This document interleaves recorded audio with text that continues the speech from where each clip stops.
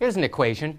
X squared equals minus 1. What are the solutions? Well, if we stick to the regular numbers, the real numbers, there aren't any solutions. Mathematicians invented I to be one solution.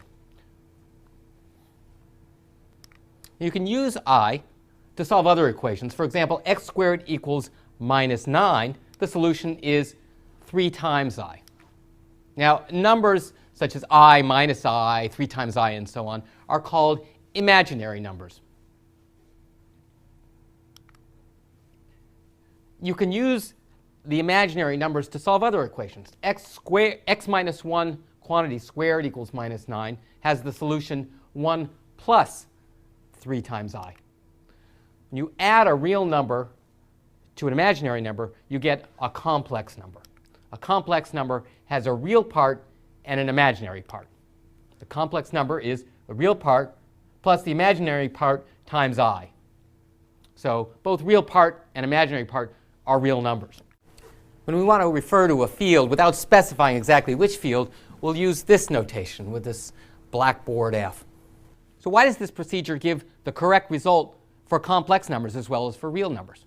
It's because it's just based on a few simple facts about the arithmetic operators. For example, division is the inverse of multiplication. Subtraction is the inverse of addition. Similarly, much of linear algebra is based on a few simple facts about the operators plus, minus, times, and divide. Division is the inverse of multiplication. Subtraction is the inverse of addition. And other algebraic properties such as that addition is commutative. The order doesn't matter. And multiplication distributes over addition. So you can plug in any collection of numbers with their own arithmetic operators, plus, minus, times, and divide. And as long as these satisfy these basic algebraic properties, you can do linear algebra with that kind of numbers. A collection of numbers that has these properties is called a field. So we're going to study 3 fields in this class. The field of real numbers, because that's a very familiar one. The field of complex numbers, and the finite field, which I call GF2, which consists just of 0 and 1. And here's why we're studying the complex numbers. For one thing, the set of complex numbers is very similar to the set of real numbers. So we can experience this idea of abstracting, of generalizing, of choosing different fields without it being that different.